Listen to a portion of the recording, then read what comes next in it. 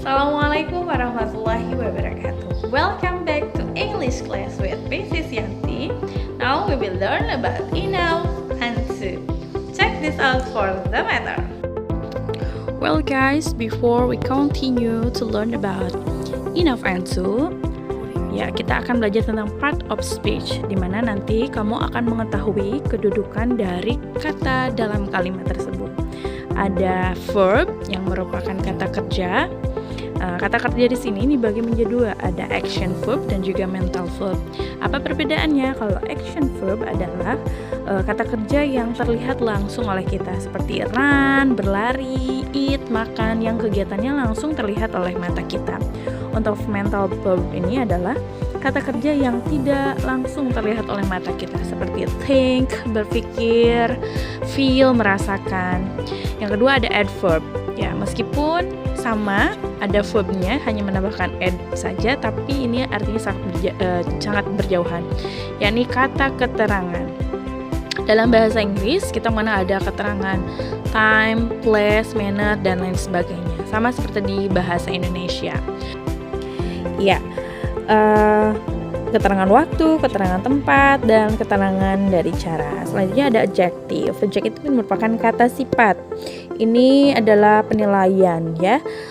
Seperti she is beautiful, dia cantik menurut satu orang, tapi belum tentu menurut orang lain cantik, dan sebagainya. Selanjutnya ada kata benda atau noun, dibagi menjadi dua. Ada countable noun, yang artinya adalah kata benda yang dapat dihitung, ya, seperti rumah, mobil, buku, pulpen, dan lain sebagainya. Yang kedua ada uncountable noun, adalah kata benda yang tidak dapat dihitung, seperti oil, minyak, ya, water, dan sebagainya. Next, we talk about the use of enough, atau kegunaan dari kata enough. Ya, betul sekali teman-teman, untuk mengucapkan enough ini tidak terlalu susah, cukup dengan mengatakan enough, ya. Digunakan enough ini ketika kita ingin menjelaskan bahwa sesuatu itu telah cukup, tidak perlu ditambahkan atau dikurangi. Enough juga bisa memodifikasi kata benda atau noun, kata sifat atau adjective, dan adverb kata keterangan. For the example, we have enough time to sleep. Ya, kita punya cukup waktu untuk tidur. Nah, di situ memodifikasi kata benda ada time. Time di situ adalah kata benda. Teman-teman bisa cari di kamus ya. Jadi enough dulu, baru time ada nounnya di situ. Next, he is tall enough to be a model. Dia cukup tinggi untuk menjadi seorang model. Memodifikasi kata sifat, yaitu di situ ada tall, ya. Tall enough. Next, the sun shine brightly enough. Matahari bersinar cukup cerah. Di situ memodifikasi kata keterangannya, yaitu brightly, ya, dengan cerah. Ya, berdasarkan contoh di atas, peletakan enough itu berbeda-beda. Ada yang terletak sebelum, dan ada juga yang terletak sesudah noun, adjective, dan juga adverb. Next, kita akan membahas tentang enough before noun. Kita masih tentang enough, ya. Ini enough saat menggunakan enough dengan kata benda, jadi letakkan enough di depan noun. Jadi enough sebelum kata benda atau noun. The example, they don't have enough food for all guests. Mana kata bendanya? Yaitu food. Jadi sebelum kata benda ada enough dulu. Artinya mereka tidak punya cukup makanan untuk semua tamu. The second one, he worked all day, but he didn't earn enough money to pay his brother's college tuition. Dia bekerja sepanjang hari, tetapi dia tidak cukup menghasilkan uang untuk membayar biaya kuliah saudaranya. Nah, di manakah kata bendanya? Kata bendanya adalah money. Ya. Next, I got enough score to enter SMAMTER. Aku punya nilai yang cukup untuk masuk SMAMTER. Manakah nounnya? Nounnya adalah score. Jadi enoughnya disimpan sebelum noun. Next, kalau barusan ada noun, ini adalah adjective enough. Nah, kalau tadi enough dulu baru noun, sekarang adjective-nya dulu atau kata sifatnya dulu baru enough-nya. Tuh, berbeda dengan enough yang digunakan dengan noun. Enough yang digunakan dengan adjective bukan diletakkan sebelum adjective, melainkan sesudah. Example, it is good enough that they come.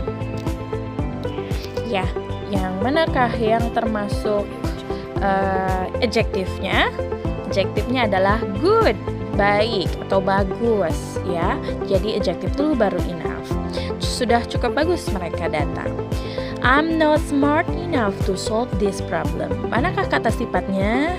Ya, betul. Kata sifatnya adalah smart. Aku tidak cukup pintar untuk memecahkan masalah ini. She is happy enough to see him from afar. Yang manakah kata sifatnya? Kata sifatnya atau adjektifnya adalah happy. Happy enough ya. Dia cukup senang melihatnya dari jauh. Oke, you got this matter guys. Kita lanjut ya. Next ada adverb dan enough. Ini posisinya sama kayak adjective. Jadi adverb dulu baru enough. Ya. Example, we come early enough to see them dancing. Kami datang cukup awal untuk melihat mereka menari. Manakah yang masuk adverb? Ada early. Nah, biasanya guys, adverb itu tandanya ada li-nya. Meskipun tidak semua adverb ada li-nya ya. Kayak beautiful. Beautiful itu kan adjective ya. Ya, kalau beautiful ditambah li itu akan berubah menjadi adverb. Sekali lagi, tidak semua adverb ada lilinya, tapi kebanyakan yang ada lilinya itu udah pasti adverb. Next, for a beginner, you are doing it well enough. Manakah adverbnya? Ayo. Di situ adalah well-nya adalah adverb. Karena apa? Well di situ menerangkan dari kegiatan dia yang dilakukan secara baik. Ya, adverb itu keterangan. Berarti itu masuknya ke keterangan adverb of manner. Bagi seorang pemula, kamu melakukannya cukup baik. I think I have studied hard enough to pass the test. Aku rasa aku sudah belajar dengan cukup giat untuk lulus tes. Ya, di manakah adverbnya? Adverbnya di situ adalah hard. Ya, hard gitu menerangkan dari belajarnya yang sangat itu ya, yang sangat giat. Jadi di situ hard menerangkan dari study. Itu termasuknya adverb. Next ada penggunaan dari to. To berarti ini artinya terlalu ya. Gunakanlah kata ini untuk menjelaskan bahwa sesuatu itu berlebihan. Dengan kata lain, sesuatu tersebut lebih dari yang kita inginkan atau yang kita butuhkan. Ya, to dapat memodifikasi kata benda juga, kata sifat dan juga kata keterangan. Oh iya, teman-teman semuanya, to di sini berarti kalau sesuatu yang berlebihan konotasinya jadi negatif ya. Jadi jangan sampai salah menggunakan ketika kalimatnya positif jadi berkonotasi negatif. Contohnya, there are too many people in this room. Ada terlalu banyak orang di ruangan ini. Berarti di situ konotasinya negatif, ruangannya terlalu sesak karena terlalu banyak orang. Nah, di situ ada people ya. Banyak sekali orang. Noun. People di situ adalah noun. Next, the rock is too heavy for me to lift. Batunya terlalu berat untuk aku angkat. Di sini memodifikasi kata sifat. Sifat di situ adalah heavy ya, beratnya.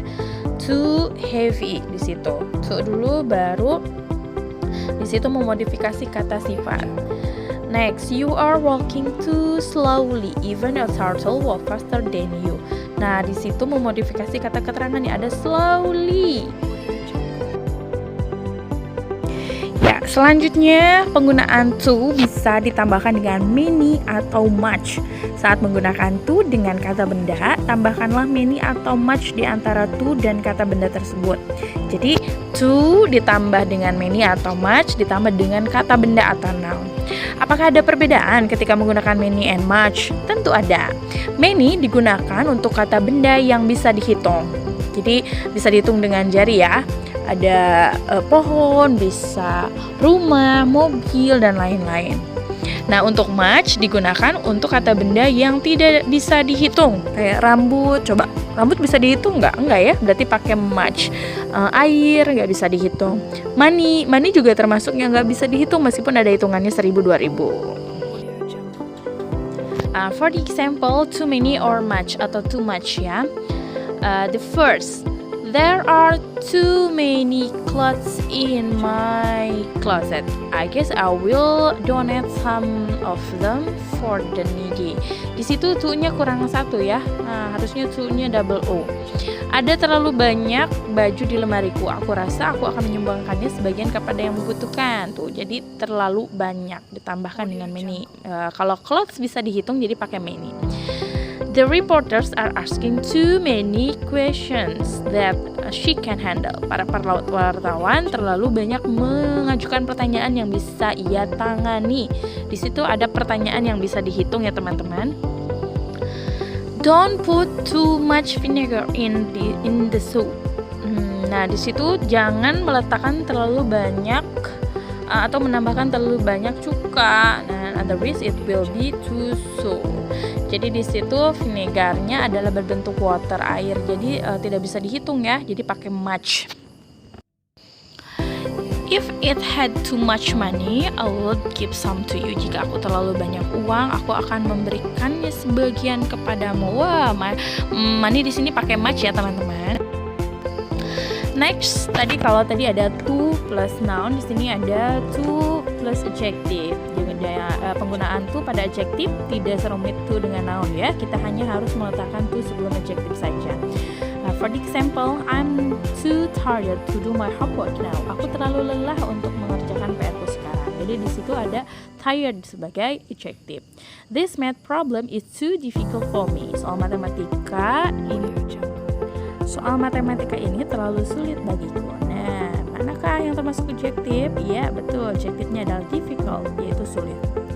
They are too young to travel alone. Mereka terlalu muda untuk bepergian sendiri. Jadi, yang di situ termasuk kayak kata adjective. So, adjective setelah to dipasangkannya. Okay, you got this one, guys. Next. Nah, untuk selanjutnya ada to and adverb. Menggunakan to dengan adverb juga cukup mudah. Sama, to plus adverb saja adalah pola yang bisa diikuti. For the example, I can catch you. You are speaking too quickly. Quickly di situ adalah adverb. Ya, you are standing too closely with the door. Closely adalah adverb. They were singing too loudly. Loudly is adverb. Next, enough atau to bisa ditambahkan dengan bla bla bla for atau to yang tujuannya adalah untuk seseorang dan untuk sesuatu. Contoh, penggunaan enough atau to ya ditambahkan dengan kata benda atau dan yang lainnya ditambahkan dengan for. I haven't got enough money for a holiday. Jadi saya tidak punya uang yang cukup untuk sebuah liburan atau untuk berliburan. He wasn't experienced enough for the job. Nah, di situ this shirt is too big for me. Ada kata sifat juga di situ, ya.